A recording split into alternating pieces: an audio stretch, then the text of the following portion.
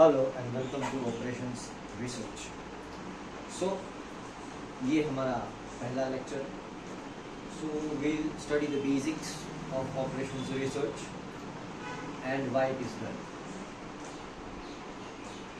Operations research is a subject जहाँ पे हम ये स्टडी करते हैं कि जो प्रॉब्लम्स हम फेस करते हैं बिगर सिनेरियोज में उसको हम कैसे सॉल्व करें। बड़े बड़े इंस्टीट्यूशंस होते हैं या फैक्ट्रीज, मैन्युफैक्चरिंग, वहाँ पे जो प्रॉब्लम्स होते हैं उसको हम कैसे सॉल्व करें। तो बेसिकली हम कुछ ग्राफिकल सॉल्यूशंस यूज़ करेंगे, कुछ प्रोग्रामिंग सॉल्यूशंस यूज़ करेंगे, कुछ स्टैटिस्टिकल सॉल्यूशंस यूज़ करेंगे और कुछ प्रोबेबिलिटी से सॉल्यूशंस यूज़ करेंगे। सो बेसिक्स हम जान लेते हैं पहले। तो हम स्टार्ट करेंगे लीनियर प्रोग्रामिंग से।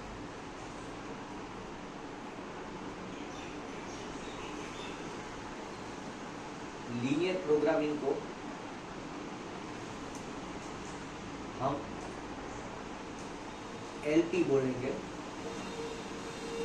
और लीनियर प्रोग्रामिंग का जो प्रॉब्लम होगा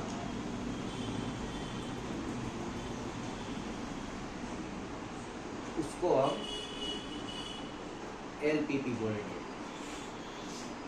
अब जो प्रॉब्लम्स आएगा वो मैं आपको जो कमेंट सेक्शन होगा डिस्क्रिप्शन में उसमें प्रॉब्लम डाल दूंगा। इस तरह से हम सॉल्व करेंगे।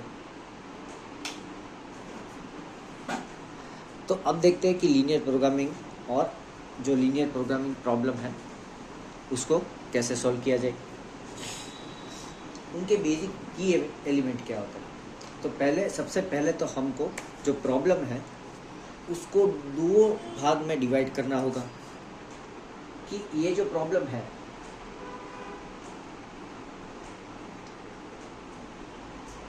वो मैक्सिमाइजेशन प्रॉब्लम है या फिर मिनिमाइजेशन प्रॉब्लम है। तो जो मेन एजेंडा हमारा यहाँ पे रहेगा वो है या तो हमें मैक्सिमाइज करना है या तो हमें मिनिमाइज करना है। अब जब हम प्रॉब्लम्स की बात करेंगे तो प्रॉब्लम्स कोई भी जो भी एलपीपी प्रॉब्लम होगा उसका जो फर्स्ट एलिमेंट होगा वो होगा उसका objective function. Okay, objective function वो होता है जो हमारा मेन क्राइटेरिया होता है, जिससे हमें पता चलता है कि या तो हमें मिनिमाइज करना है या तो हमें मैक्सिमाइज करना है। वो किससे पता चलेगा? ऑब्जेक्टिव फंक्शन, हमारा ऑब्जेक्टिव क्या है। फिर अगर हम मैक्सिमाइज या मिनिमाइज दोनों ही प्रॉब्लम्स को लेते हैं तो दूसरा चीज इसमें आता है कॉन्स्ट्रेंट्स। कॉन्स्ट्रेंट्स को हम बोलते हैं बाउंड्रीज। एक टाइप की वो बाउंड्रीज होती है कि हमें किस बाउंड्री में रहकर ये प्रॉब्लम सॉल्व करना है। अब जो ऑब्जेक्टिव फंक्शन के अंदर जो हम वेरिएबल्स डालते हैं, वेरिएबल्स हम ऐसे डिनोट करेंगे। तो जो भी वेरिएबल्स हम ऑब्जेक्टिव फंक्शन के अंदर डालते हैं उसको हम बोलेंगे डिसीजन वेरिएबल्स। डिसीजन वेरिएबल बोलेंगे जिस वेरिएबल्स को हम ऑब्जेक्टिव फंक्शन में डालेंगे। अब आगे जाके आपको पता चलेगा कि अगेन दो टाइप के वेरिएबल्स आते हैं, एक होते हैं बेसिक और दूसरे होते हैं नॉन बेसिक। ये तीनों का जो क्लासिफिकेशन है वो हम अगले लेक्चर में देखेंगे। तो अभी ये जो बेसिक का हमारा क्राइटेरिया है वो हम समझते हैं कि जो लीनियर प्रोग्रामिंग होता है उसको हम एलपी से डिनोट करेंगे। लीनियर प्रोग्रामिंग प्रॉब्लम को हम एलपीपी बोलेंगे। अब प्रॉब्लम तो शायद तो या तो वो मैक्सिमाइजेशन का प्रॉब्लम होगा या तो मिनिमाइजेशन का प्रॉब्लम होगा। मतलब या तो हमें चीज़ें को मैक्सिमाइज करना है या तो हमें चीज़ों को मिनिमाइज करना है। और किस क्राइटेरिया में हमें मैक्सिमाइज करना है, किस क्राइटेरिया में हमें मिनिमाइज करना है, वो बताएगा हमारा कांस्टेंट। कांस्टेंट के अंदर भी वेरिएबल आते हैं, ऑब्जेक्टिव फंक्शन में भी वेरिएबल आते हैं। जो ऑब्जेक्टिव फंक्शन में वेरिएबल आता है उसको डिसीजन वेरिएबल बोलते हैं, और जो कॉन्स्ट्रेंट्स के अंदर वेरिएबल आता है उसको दो कैटेगरी में डिवाइड किया है, बेसिक और नॉन बेसिक।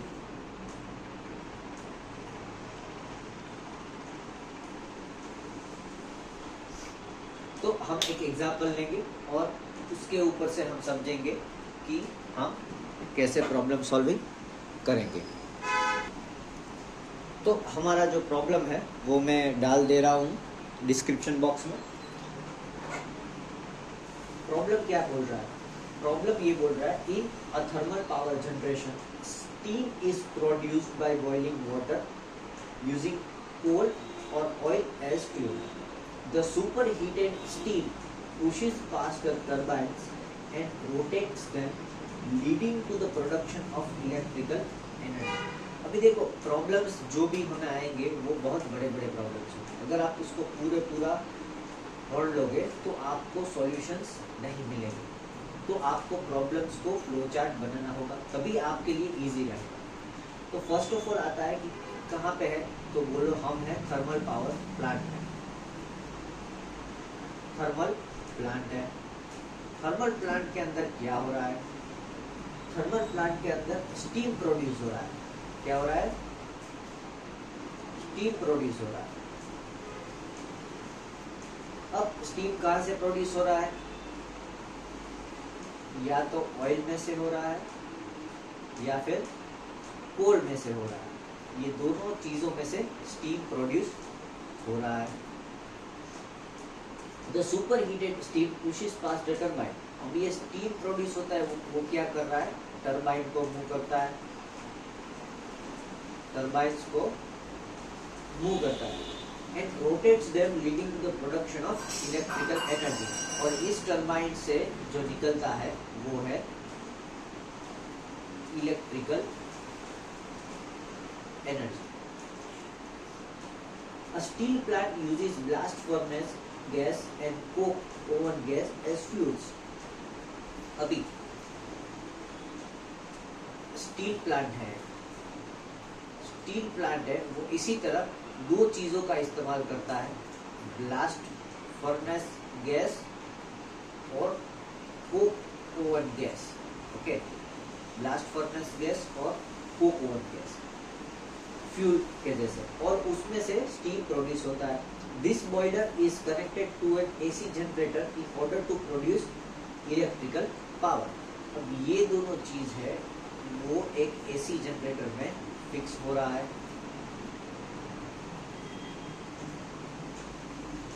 AC जनरेटर में जाएगा तो पावर सप्लाई होगा, पावर क्रिएट होगा, तो इलेक्ट्रिकल पावर उसमें से बन रहा है। In this problem we have to use 10⁻⁶ cubic metre gas. अब कितना गैस यूज होगा टोटल? तो वो है 10 टोटल गैस, टोटल गैस है 10⁶ क्यूबिक मीटर्स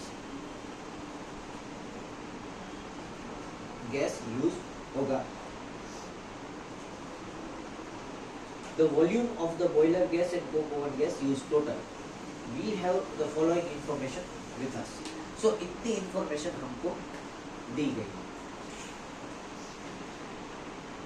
आगे उन्होंने क्या बोला है?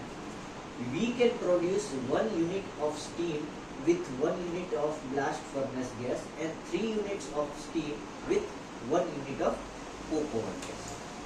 मतलब 1 unit of steam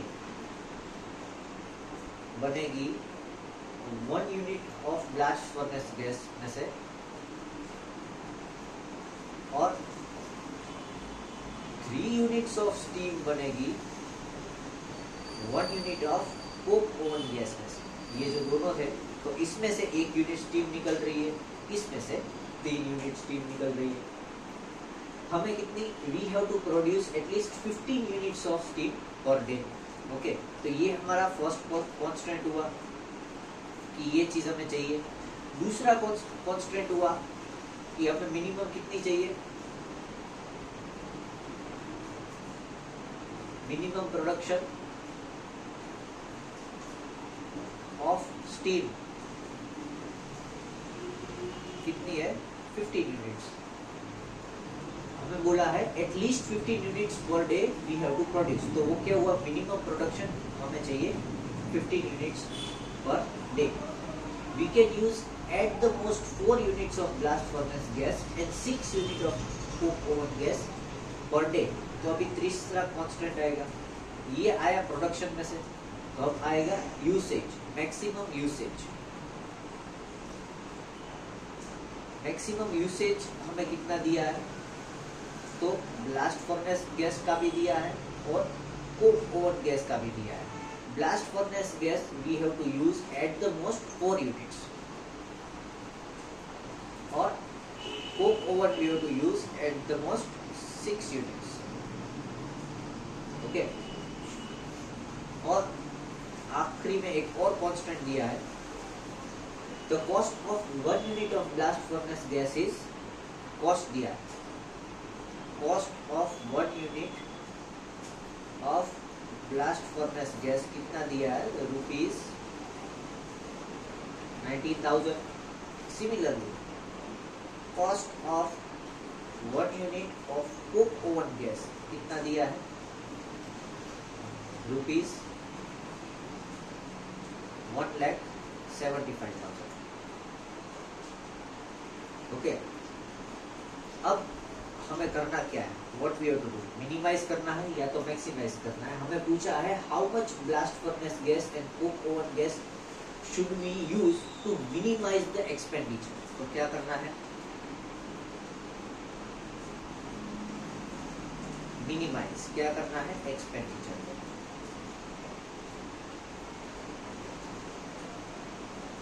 एक्सपेंडिचर को हमें मिनिमाइज करना है।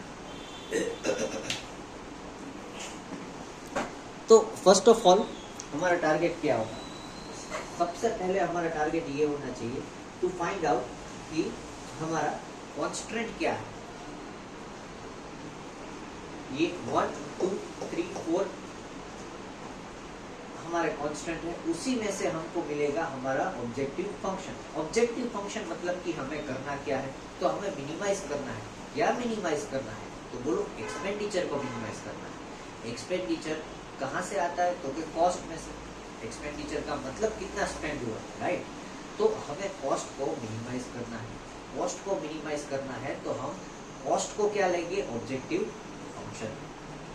ओके, तो अब हम लेंगे कॉस्ट को ऑब्जेक्टिव फंक्शन।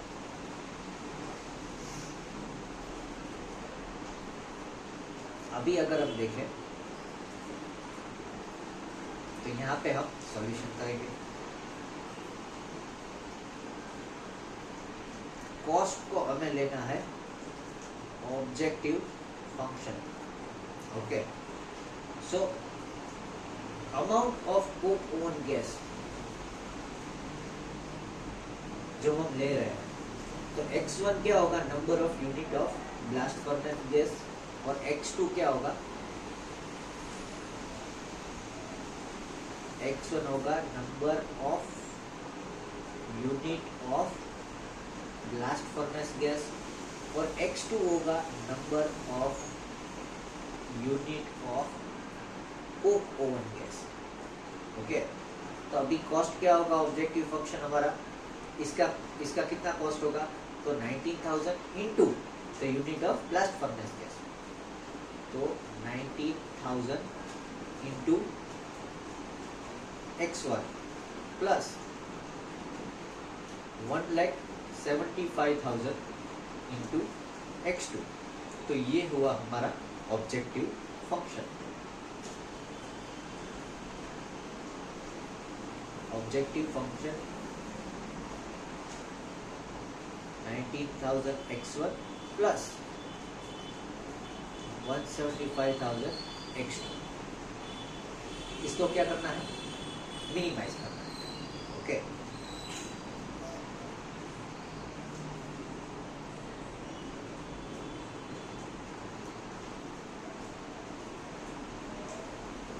Subject to.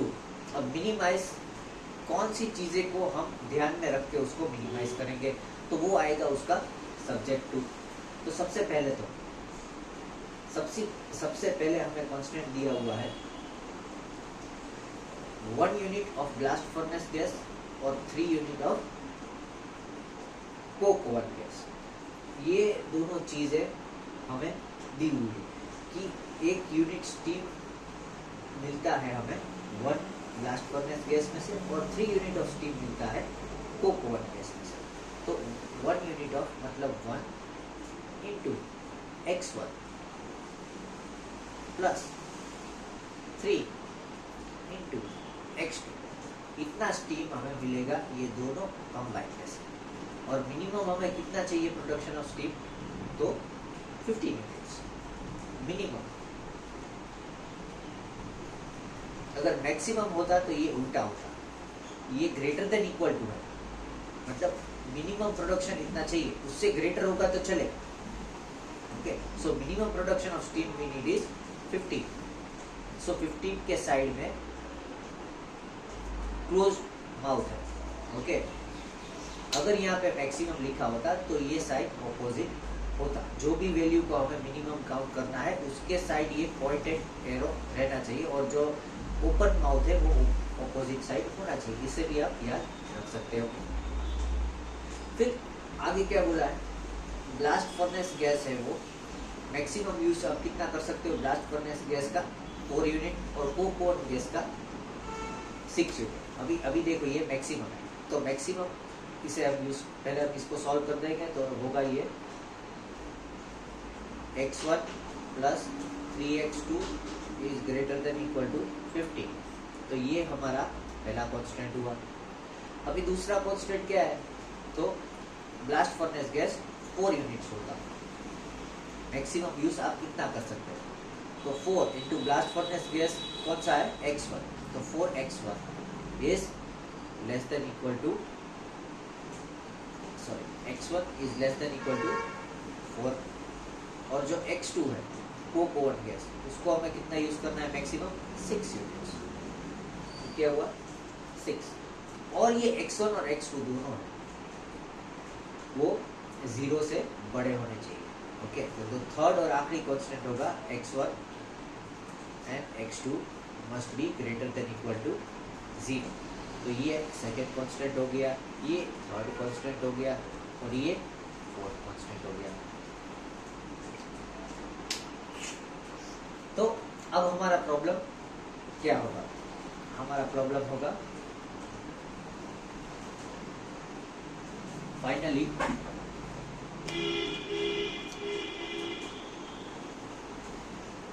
हमारा प्रॉब्लम होगा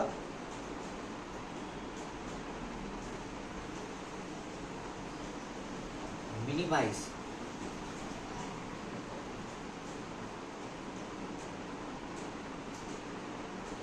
$19,000 x1 plus 175,000 x2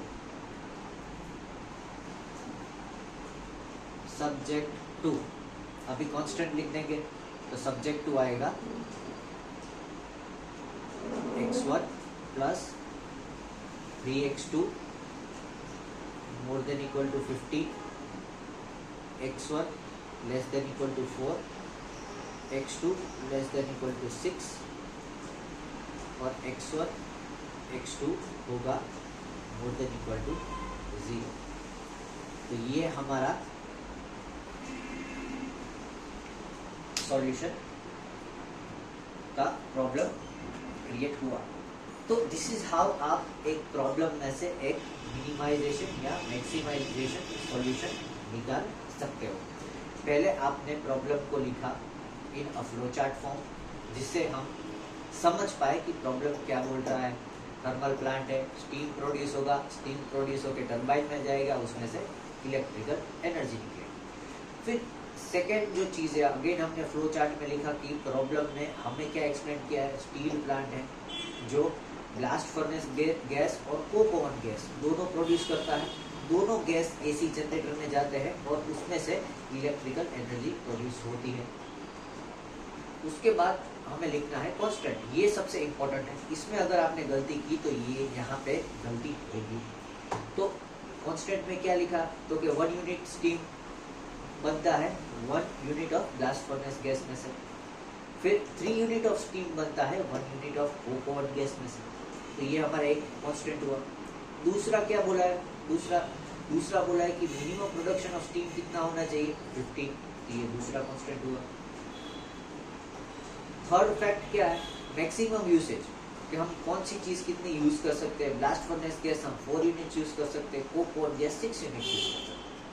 और आखिर में बोला है cost, 1 unit blast furnace gas का कॉस्ट उन्होंने बोला है 19,000। 1 unit of coke oven gas का कॉस्ट बोला है उन्होंने 1,75,000। और इसको हमने क्या करना है, मिनिमाइज करना है। और क्या मिनिमाइज करना है, एक्सपेंडिचर। क्या मिनिमाइज करना है, उसके ऊपर से हमें मिलेगा कि हमें ऑब्जेक्टिव फंक्शन क्या सिलेक्ट करना है। इसको क्यों ऑब्जेक्टिव फंक्शन सिलेक्ट नहीं किया, इसको क्यों नहीं किया, इसको क्यों नहीं किया, इसको क्यों किया, क्योंकि हमें मिनिमाइज करना है एक्सपेंडिचर। एक्सपेंडिचर कब मिनिमाइज होता है, जब कॉस्ट मिनिमाइज होता है। तो इसलिए यहाँ पे जो हमें मिनिमाइज करना होता है उसको हम ऑब्जेक्टिव फंक्शन सिलेक्ट करेंगे। फिर वेरिएबल डाल देंगे, number of unit of blast furnace gas को x1 दे दिया, number of unit of coke oven gas को x2 दे दिया। अभी सबसे पहले हम ऑब्जेक्टिव फंक्शन बना लेंगे। तो मिनिमाइज क्या करेंगे हम, 19,000 ब्लास्ट फर्नेस गैस का और 1,75,000 कोक ओवन गैस का। ये जो एक्सपेंडिचर है इसको मिनिमाइज करना है। तो ये बन गया हमारा ऑब्जेक्टिव फंक्शन। फिर लिखेंगे सब्जेक्ट टू मतलब कि हमने जो फैक्ट्स लिए हैं प्रॉब्लम में से, उसके ऊपर से हमें कांस्टेंट लिखना है मैथमेटिकल फॉर्म। तो ये क्या बोल रहा है, 1 unit steam 1 unit blast furnace gas में से, 3 unit steam 1 unit Coke oven gas में से। तो blast furnace gas x1, Coke oven gas x2 into 3, क्योंकि यहाँ पे 3 निकाल रहे हैं। और कितना चाहिए आपको, मिनिमम 50।